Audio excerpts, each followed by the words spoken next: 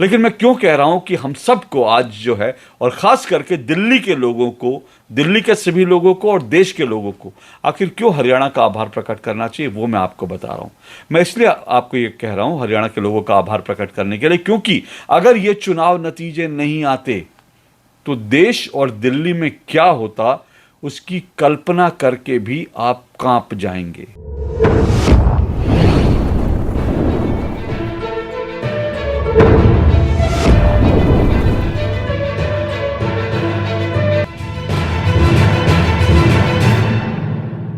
इस महीने की 8 अक्टूबर को हरियाणा विधानसभा चुनाव के नतीजे आने के बाद क्या आपने हरियाणा की जनता का शुक्रिया अदा किया? क्या आपने हरियाणा के मतदाताओं का आभार प्रकट किया? आप लोग सोच रहे होंगे मैं ये कैसा सवाल पूछ रहा हूं, लेकिन मैं आपको बता देता हूं कि मैं ये सवाल आपसे क्यों पूछ रहा हूं और आपको क्यों याद दिला रहा हूं कि हरियाणा की जनता का आभार हम सबको प्रकट करना चाहिए। देखिए, जब चुनाव नतीजे आए, बीजेपी को जीत मिली, अनएक्सपेक्टेड जीत थी, बीजेपी को बहुत बड़ी जीत मिली। इसलिए प्रधानमंत्री नरेंद्र मोदी ने पहले अपने सोशल मीडिया हैंडल पर और उसके बाद बीजेपी के जब वो मुख्यालय पहुंचे देर शाम को, तब उन्होंने वहां मंच से हरियाणा की जनता का विशेष रूप से आभार प्रकट किया। राहुल गांधी चुनाव नतीजे आने के बाद बिल्कुल गायब थे। मालूम नहीं उन्हें चुनाव नतीजों का सदमा लगा था या क्या वजह थी। वो एकदम अंडरग्राउंड थे। एक दिन तक वो कुछ नहीं बोले। अगले दिन आखिर उनको याद आया, उन्होंने हरियाणा की जनता का एक दिन बाद ही सही शुक्रिया अदा कर दिया।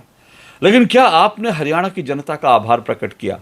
अब मेरा सवाल सुनकर आप कहेंगे कि भाई राहुल गांधी क्योंकि विपक्ष के नेता हैं, राहुल गांधी क्योंकि चुनाव लड़ रहे थे, उनको वहां पर अच्छी खासे वोट मिले, उनको जो है सीटें मिली अच्छी खासी, भले ही चुनाव हार गए लेकिन उनका वोट शेयर बढ़ा, इसलिए उन्होंने शुक्रिया अदा किया। उनका शुक्रिया अदा करना बनता था। प्रधानमंत्री नरेंद्र मोदी का शुक्रिया अदा करना बनता था क्योंकि बीजेपी को बड़ी एक जीत मिली। लेकिन मैं आपसे ये क्यों कह रहा हूं कि आपको हरियाणा की जनता का आभार प्रकट करना चाहिए? मैं इसलिए कह रहा हूं क्योंकि अगर हरियाणा के ये चुनाव नतीजे ना आते तो फिर क्या होता, वो सोचने की बात है। देखिए, हरियाणा की जनता का आभार प्रकट इसलिए नहीं करना है क्योंकि उसने बीजेपी को वोट देकर जिता दिया, इससे कोई मतलब नहीं। जाहिर सी बात है, बीजेपी आती, कांग्रेस आती, मेरे को आपको उससे बहुत ज़्यादा फर्क नहीं पड़ना था। जो भी सरकार आती, जो सरकार में रहते वो सरकार चलाते, जो विपक्ष में रहते उनके लिए चिंता होती, लेकिन आपको हमको क्या फ़र्क पड़ना चाहिए। लेकिन मैं क्यों कह रहा हूं कि हम सबको आज जो है, और ख़ास करके दिल्ली के लोगों को, दिल्ली के सभी लोगों को और देश के लोगों को आखिर क्यों हरियाणा का आभार प्रकट करना चाहिए, वो मैं आपको बता रहा हूं। मैं इसलिए आपको ये कह रहा हूं हरियाणा के लोगों का आभार प्रकट करने के लिए, क्योंकि अगर ये चुनाव नतीजे नहीं आते तो देश और दिल्ली में क्या होता, उसकी कल्पना करके भी आप कांप जाएंगे। क्योंकि आपको सिर्फ एक बात याद दिला रहा हूं। आपको मालूम है कि अभी दिल्ली के बॉर्डर पर, खास करके जो शंभू बॉर्डर है, दिल्ली के शंभू बॉर्डर पर किसानों के नाम पर अभी भी बहुत सारे लोग, जिनमें किसान कितने हैं मैं नहीं जानता, जिनमें किसान हैं या कौन है, खालिस्तानी हैं या उपद्रवी हैं या कौन है, किसी पार्टी के वोटर हैं, सपोर्टर हैं, मैं नहीं जानता कि ये कौन है। लेकिन शंभू बॉर्डर पर अभी भी बहुत सारे लोग जो हैं ट्रैक्टर और अपने जो है अपनी गाड़ियां ले लेकर, और ऐसे ऐसे ट्रैक्टर जिनको उन्होंने करीब करीब जो है एक लड़ाई में उतारे जाने वाली गाड़ी जैसा बना दिया है, ऐसी तमाम चीज़ें लेकर शंभू बॉर्डर पर अभी भी बैठे हुए हैं। वो 200 दिन हो गए, 200 दिन से ज़्यादा हो गए उनको वहाँ बैठे हुए, और वो दिल्ली में आना चाहते हैं। और जो भूपेंद्र सिंह हुड्डा, जो कांग्रेस की तरफ से मुख्यमंत्री पद के उम्मीदवार थे, दावेदार थे, जो कांग्रेस के कद्दावर नेता थे, जिनके भरोसे कांग्रेस हरियाणा में चुनाव लड़ रही थी, और ये तय माना जा रहा था, जिनके नाम पर कांग्रेस ने टिकट बांटे, जिनके नाम पर कांग्रेस ने पूरा कैंपेन लड़ा, और जिनको माना जा रहा था कि वो हरियाणा के अगले मुख्यमंत्री होंगे अगर कांग्रेस जीत जाती है तो, उनका बयान आपको याद दिलवा रहा हूं। भूपेंद्र सिंह हुड्डा ने कहा था कि जैसे ही कांग्रेस की सरकार हरियाणा में बनेगी, वो शंभू बॉर्डर खोल देंगे और शंभू बॉर्डर पर जो लोग भी बैठे हैं, किसान या तथाकथित किसान, उनको दिल्ली आने का रास्ता दे देंगे। भूपेंद्र सिंह हुड्डा का यह बयान क्यों खतरनाक है और क्यों मैं आपसे कह रहा हूं कि हरियाणा की जनता का आभार प्रकट करना चाहिए आप लोगों को, क्योंकि हुड्डा अब हरियाणा के मुख्यमंत्री नहीं हैं और अगले 5 साल तक नहीं रहेंगे। इसलिए मैं ऐसा कह रहा हूं क्योंकि अगर वो बॉर्डर खुल जाता, अगर हुड्डा मुख्यमंत्री बन जाते, कांग्रेस की सरकार बन जाती और उसके बाद शंभू बॉर्डर खोल देते, तो फिर दिल्ली का अंजाम क्या होता आप कल्पना कर सकते हैं। दिल्ली में वही होता जो 26 जनवरी 2021 को दिल्ली में हुआ था। याद है आपको, गणतंत्र दिवस का दिन था, 26 जनवरी, देश के लिए बहुत पवित्र दिन था। लेकिन उस दिन जिस तरह से किसान आंदोलन के नाम पर, किसानों की जो ट्रैक्टर रैली थी उसके नाम पर किस तरह से असामाजिक तत्व और खालिस्तानियों ने, कुछ उपद्रवियों ने, और उनमें कुछ जो है आतंकवादी भी हो सकते हैं, मैं नहीं जानता, ऐसे लोगों ने दिल्ली का क्या हाल कर दिया था। दिल्ली में तिरंगे का अपमान किया था, लाल किले पर किस तरह से चढ़ाई की थी, और किस तरह से जो है सैकड़ों की तादाद में पुलिसकर्मियों को घायल कर दिया था, और कैसे उन्होंने दिल्ली के अंदर दंगा करने की सिचुएशन बना दी थी। ये सब 26 जनवरी 2021 को हुआ था किसान आंदोलन के नाम पर। और ये जिन्होंने किसान आंदोलन किया था वो एक बार फिर से जो है वो शंभू बॉर्डर से और तमाम बॉर्डर से चले और वो एक बार फिर दिल्ली आना चाहते थे। लेकिन हरियाणा की जो खट्टर जी की, मनोहर लाल खट्टर की सरकार थी, बीजेपी की सरकार थी, इस बार उन्होंने तय किया कि दिल्ली में इनको नहीं घुसने देंगे, और शंभू बॉर्डर पर और तमाम बॉर्डर पर उन्होंने ये जो आंदोलनकारी थे उनको रोक दिया और दिल्ली आने का रास्ता उन्होंने नहीं दिया, और उसके कारण ये आंदोलनकारी दिल्ली नहीं पहुंच सके। हालांकि इन आंदोलनकारियों ने बड़ी कोशिश की, बड़े छटपटाए, कांग्रेस ने और तमाम विपक्ष ने बहुत जो है सरकार पर हमले किए, हरियाणा सरकार पर, केंद्र सरकार पर, कि देखो किसानों पर कैसा जुल्म कर रहे हैं, कैसा अत्याचार कर रहे हैं, किसानों को दिल्ली क्यों नहीं आने देते। ये किसान और आंदोलनकारी जो है ये लोग सुप्रीम कोर्ट पहुंचे और उन्होंने सुप्रीम कोर्ट से कहा कि उनको दिल्ली आने की अनुमति मिलनी चाहिए, दिल्ली में आके वो प्रदर्शन करना चाहते हैं, ये सब उन्होंने कहा। लेकिन सुप्रीम कोर्ट ने भी इन किसानों को दिल्ली आने की अनुमति नहीं दी, और उसके कारण ये जो आंदोलनकारी हैं आज भी शंभू बॉर्डर पर बैठे हुए हैं और अभी बैठे रहेंगे, क्योंकि अब हुड्डा मुख्यमंत्री नहीं है, कांग्रेस की सरकार नहीं है। अगर वो सरकार बन गई होती तो सब तमाम आंदोलनकारी दिल्ली के लिए कूच कर चुके होते और दिल्ली का अंजाम क्या होता वो कल्पना से परे है। अब आंदोलनकारियों की तैयारी क्या थी इस बारे में बाद में बात करूंगा, लेकिन देखिए हरियाणा के लोगों ने जो वर्डिक्ट दिया, उस वर्डिक्ट ने जो सो कॉल्ड किसान आंदोलन था उसकी पूरी तरह से हवा निकाल दी। क्योंकि जो कांग्रेस है वो कांग्रेस इसको एक बड़ा मुद्दा बना रही थी। आंदोलनकारी जो किसान है, किसानों के नाम पर कांग्रेस जो है एक बड़ा मुद्दा बना रही थी, कह रही थी किसानों पर अत्याचार हुआ, एक झूठा नैरेटिव गढ़ने की कोशिश चल रही थी कि 700 किसान मार दिए, ये करा वो करा। यहां तक कि इस बार भी चुनाव में जो शंभू बॉर्डर पर बैठे हैं उसको लेकर भी बजरंग पूनिया, जिन्होंने नई नई कांग्रेस ज्वाइन की है, उन्होंने जो एक ट्वीट कर दिया था, उन्होंने एक फर्जी ट्वीट कर दिया था कि एक और किसान जो है सरकार के अत्याचार की वजह से जो है गोली से जो है, या कैसा उन्होंने एक फर्जी ट्वीट किया कि उसकी हत्या हो गई है, उसको मार दिया गया है, जबकि हकीकत ये थी जिस व्यक्ति की मृत्यु हुई थी वो हार्ट अटैक से हुई थी, वो बड़ी स्वाभाविक मृत्यु थी, उसमें कुछ भी ऐसा नहीं था। इस तरह के पूरे फेक नैरेटिव चुनाव के दौरान बनाए गए थे। विनेश फोगाट जो पहलवानी छोड़ करके जो है अब राजनीति में आ गई हैं, विधायक बन चुकी हैं, वो भी जो है जब 200 दिन हुए इस शंभू बॉर्डर पे बैठे लोगों पर, तो शंभू बॉर्डर गई, इन आंदोलनकारियों के बीच गई और उन्होंने कहा कि ये इस तरह से देश कैसे चलेगा, इनको दिल्ली आने का रास्ता देना चाहिए, ये है वो है, ऐसा वैसा, और उन्होंने उनको प्रॉमिस किया कि जैसी हमारी सरकार बनेगी हम जो है आपके लिए रास्ते खोल देंगे, दरवाजे खोल देंगे, हम आपके साथ खड़े हैं। तो इस तरह के विनेश फोगाट ने किया, और कांग्रेस पूरे चुनाव में किसान आंदोलन को एक बड़ा मुद्दा बना रही थी बीजेपी को हराने के लिए। इसीलिए उन्होंने किसान, पहलवान, जवान, ये सब चीजें कही थी ना, उसमें किसान सबसे पहले था, किसानों को मुद्दा बना रही थी। हरियाणा के मतदाताओं ने किसानों के नाम पर आंदोलन कर रहे जो आंदोलनकारी थे उनको सबसे बड़ा झटका जो है वो कुरुक्षेत्र में दिया, क्योंकि कुरुक्षेत्र में खुद गुरनाम सिंह चड़ूली जो 2020-21 में जो पूरा किसान आंदोलन था उसका नेतृत्व कर रहे थे, उसके एक बड़े नेता थे, सरकार के साथ बैठते थे और बहुत बड़े नेता बन गए थे गुरनाम सिंह चड़ूनी। गुरनाम सिंह चड़ूनी अपनी पार्टी बना करके बाकायदा कुरुक्षेत्र की पिहोवा विधानसभा सीट से वो चुनाव मैदान में उतरे, और ये दावा किया जा रहा था कि वो लाखों किसान उनके साथ हैं और बहुत उनके पीछे किसान जो है देश भर के किसान उनके साथ हैं। लेकिन उन गुरनाम सिंह चड़ूनी को सिर्फ 1170 वोट मिले, 1170 वोट उनको मिले और उनकी जमानत जब्त हो गई। तो ये जो किसान नेता जो तमाम बने हुए थे ना, उनकी पूरी हवा निकाल दी, उनको पूरा पंचर कर दिया हरियाणा की जनता ने। और ये जो है, और सिर्फ इतना ही नहीं हुआ, बल्कि ये जो पूरा बॉर्डर इलाका था ना जहां पर ये आंदोलनकारी बैठे हुए थे, इस पूरे बॉर्डर इलाके में सोनीपत और बहादुरगढ़ जैसे जो तमाम जिले थे ना, वहां पर बीजेपी को बड़ी जीत मिली है, कांग्रेस का वहां सफाया हो गया, आम आदमी पार्टी की तो जमानत जब्त हो गई जो किसानों के नाम पर राजनीति कर रहे थे। अब ये सोनीपत, बहादुरगढ़, इन सब जगह पर बीजेपी के जीत का मायने क्या है? बीजेपी के जीत का मायने ये है क्योंकि ये वो इलाके हैं जहां पर जिसके आसपास जो है आंदोलनकारी बैठे हुए हैं। तो जो आंदोलनकारी हैं उनके कारण स्थानीय लोग जो है तकलीफ में थे, मुश्किल में थे, और इसीलिए जो है स्थानीय लोगों ने इस तरह की राजनीति को, आंदोलन की राजनीति को सिरे से नकार दिया।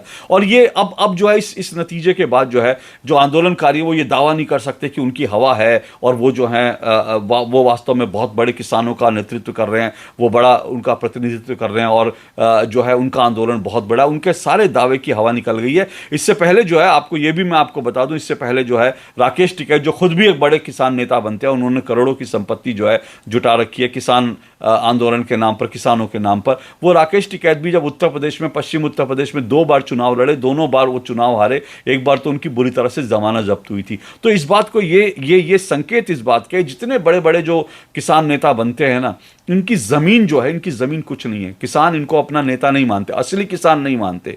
वो अलग बात है, कुछ राजनीतिक पार्टियां, कुछ जो है दलाल किस्म के लोग, कुछ जो मंडी के जो दलाल होते हैं, वो सब लोग जो उनको अपना नेता मानते होंगे, लेकिन आम किसान जो है, जो असली किसान है, वो नहीं मानता इनको अपना नेता। मैं सुन रहा था कुछ जो किसानों की एक जो है चैट चल रही थी एक यूट्यूब चैनल पर, उसमें जो है जब उनसे पूछा गया किसानों से, तो एक किसान ने कहा कि देखो मैं किस तरह के कपड़े पहनकर बैठा हूं, और मैं कच्छा पहनकर और मैं ऐसे कपड़े पहन के बैठा हूं क्योंकि मुझे दिन भर खेत में काम करना है।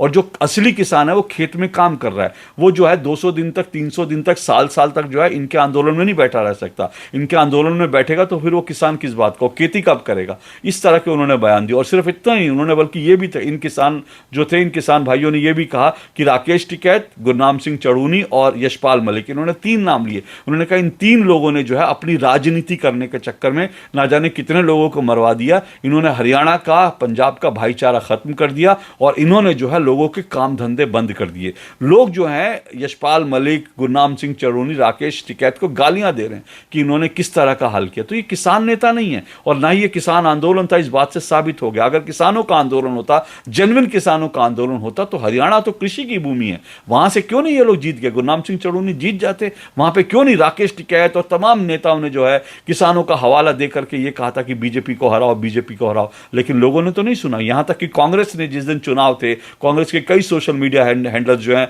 मतदान के दिन, मतदान से पहले लगातार शंभू बॉर्डर से जो वीडियो थे उनको पोस्ट कर रहे थे और कह रहे थे इन किसानों को देखो, इन किसानों को देखकर वोट देना। ये सब अभियान चलाया जा रहा था, लेकिन सब ये सारा का सारा अभियान टाइम फिस हो गया। और ये इस बात का संकेत है कि किसान आंदोलन नहीं था, ये दरअसल हवा बनाई जा रही थी और इसके पीछे कहीं ना कहीं जो है विदेशी ताकतें और विदेशी ताकतों का पैसा लगा हुआ था। तो हरियाणा के वोटर्स ने, मतदाताओं ने जो सोच समझ के मतदान किया है, उसका परिणाम यह है कि अब जो है दिल्ली बच गई है। नहीं तो ये शंभू बॉर्डर खुल जाता और ये आंदोलनकारी जो हैं ट्रैक्टर और क्या क्या ले लेकर किस तरह से दिल्ली पर चढ़ाई करते, किस तरह से 26 जनवरी दिल्ली में रिपीट किया जाता, ये मुझे बताने की ज़रूरत नहीं है, वो सारे दृश्य आपने देखे होंगे। लेकिन मैं फिर कह रहा हूँ, सिर्फ दिल्ली नहीं बल्कि देश के लोगों को शुक्रिया करना चाहिए, क्योंकि सिर्फ दिल्ली तक इनका टारगेट नहीं था, इनके टारगेट और भी बहुत बड़े थे। अब मैं आपको एक घटना बता रहा हूं जो मुझे एक किसान नेता नहीं बताई। दरअसल हुआ क्या, जब हरियाणा के चुनाव चल रहे थे, ठीक उसी समय जो है, उसी समय एक ऐसी खबर है जिस खबर को आपने कहीं पढ़ा नहीं होगा, लेकिन बहुत कम लोग इस खबर के बारे में जानते हैं। दरअसल रात के अंधेरे में जो अमेरिका का दूतावास है, अमेरिकी दूतावास है, ऐसा मेरे पास पूरा व्हाट्सअप है और पूरी जानकारी है, और ये जो है किसान नेता ने मुझे भेजी है। मैं उनका नाम नहीं आपको बता सकता, लेकिन एक प्रतिष्ठित किसान नेता है जो अक्सर आपको टेलीविज़न चैनलों में दिखाई देते हैं। तो उन किसान नेता ने मुझे बताया कि दिल्ली में एक दिन जो है ये 10-11 लोग जो हैं वो रात के अंधेरे में अमेरिकी एम्बेसी में गए थे, और अमेरिकी एम्बेसी में इनकी करीब ये जो गए थे वो मुंह पे कपड़ा बांध करके अपने आप को चेहरे वेहरे छुपाते हुए अमेरिकी एम्बेसी में गए थे, और अमेरिकी एम्बेसी में करीब 1-1.5 घंटा रहे। और जब ये बाहर निकले तब तक जो है कुछ खबर लग गई थी, क्योंकि जो है आईबी और खुफिया विभाग जो है, एम्बेसीज वगैरह का इलाका है, वहाँ पर हमेशा उन लोगों की नज़र बनी रहती है। तो जब ये लोग गए तो फिर आईबी के भी कान खड़े हो गए, इन्होंने इसका पीछा किया। ये लोग कौन थे? ये लोग मेहरौली के एक फार्म हाउस में गए, अमेरिकी जो दूतावास है वहाँ से निकलकर ये लोग एक फार्म हाउस में गए मेहरौली के। बाद में जब जानकारी जुटाई गई तो पता चला ये सब किसान नेता थे। इनमें पश्चिम उत्तर प्रदेश के किसान नेता थे, इसमें हरियाणा पंजाब के किसान नेता थे, और कुछ कम्युनिस्ट किसान नेता थे जो अमेरिकी दूतावास में गए थे। और ये जो है पता चला कि ये अमेरिकी दूतावास में गए थे, वहाँ इनकी गुप्त मीटिंग हुई, और इनकी मीटिंग ये हुई कि किसी तरह से किसान आंदोलन को एक बार फिर से जिंदा करना है, फिर से खड़ा करना है। अब ये फिर से खड़ा करने के पीछे क्या भाव था ये आप समझ सकते हैं, ये अभी आपको समझना चाहिए। ये तमाम ये चीज़ ये खबर तब आई ठीक उसी वक्त जब आपको ये भी मालूम है अमरीकी दूतावास के अधिकारी जो हैं वो कभी उमर अब्दुल्ला से जम्मू कश्मीर में जाकर मिल रहे थे, फिर उसके बाद असदुद्दीन ओवैसी से हैदराबाद में उनकी मुलाकात हुई, उसके बाद जो है वो चंद्रबाबू नायडू के पास जाते हैं। तो इस तरह की जो चीज़ें चल रही थी और ठीक उसी वक्त जो है बांग्लादेश में तख्ता पलट हो चुका था और भारत में बैठे लोग ये कह रहे थे, भारत में बैठे जो मोदी विरोधी हैं वो कह रहे थे अब बांग्लादेश जैसा जल्द ही भारत में भी होगा और भारत के प्रधानमंत्री नरेंद्र मोदी को भी भागना पड़ेगा, यहां भी तख्ता पलट होगा। और ऐसा कहने वालों में राकेश टिकैत भी शामिल था।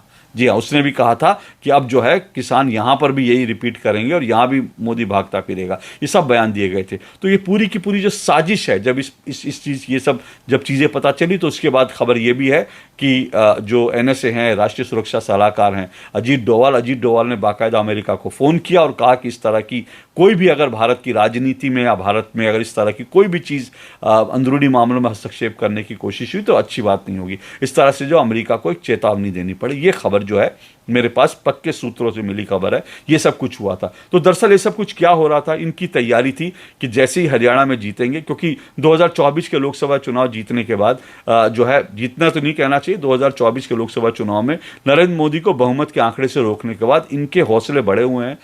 और उसके बाद बांग्लादेश में तख्ता पलट के बाद जो अमरीकी डीप स्टेट है उसके भी हौसले बढ़े हुए हैं। अमेरिका में जो है किस तरह से इसका हाथ था, ये सब चीज़ें सामने आ चुकी हैं। अमेरिका का इसमें किस किस लोगों का हाथ था, ये सब चीज़ें सामने आ चुकी हैं। जॉर्ज सोरोस का हाथ था, ये सब चीज़ें सामने आ चुकी हैं। इन सब लोगों की तैयारी थी। अब बांग्लादेश में जो हुआ है, जो उसी मॉडल को भारत में किया जाए। अब इस मॉडल को रिपीट करने के लिए एक आंदोलन खड़ा करना था। और आंदोलन क्या खड़ा करना था? आंदोलन खड़े करने के लिए यह तय हुआ कि एक बार फिर किसान आंदोलन को जिंदा किया जाए, क्योंकि अब तक का सबसे बड़ा आंदोलन जो है, सबसे भारत में कह सकते हैं हाल फिलहाल का सबसे कामयाब आंदोलन, क्योंकि मोदी जैसे जिनके पास 300 से ज़्यादा लोकसभा सीटें थी, नरेंद्र मोदी को जो है वो 3 कृषि कानून वापस लेने पड़े। तो ये माना जा रहा था कि ये कृषि कानून जो है, ये जो आंदोलन था, सफल आंदोलन था, इसको एक बार फिर खड़ा किया जाए और दिल्ली में जो है आंदोलनकारी घुसेंगे, देश भर में इस तरह का माहौल बनाया जाएगा, देश भर में दंगे होंगे, देश भर में जो है गृह युद्ध जैसे हालात बना दी जाएगी और उसके बाद जो डीप स्टेट है,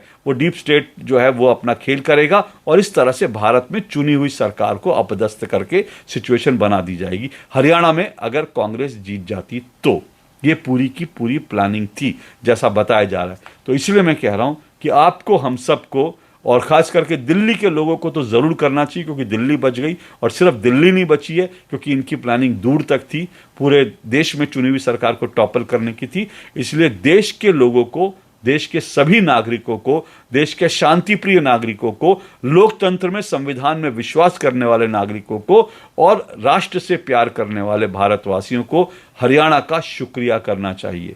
उन्होंने सिर्फ किसी को भी वोट दिया, हमें उससे मतलब नहीं होना चाहिए, लेकिन उन्होंने इस समझदारी से वोट किया है एक ऐसे मुकाम पर कि उन्होंने देश को और दिल्ली को बचा लिया है। मेरी ओर से भी हरियाणा के तमाम मतदाताओं को मेरी ओर से भी सादर प्रणाम और उनको सैल्यूट है, उन्होंने जिस समझदारी का परिचय दिया है। आज के लिए इतना ही। नमस्कार।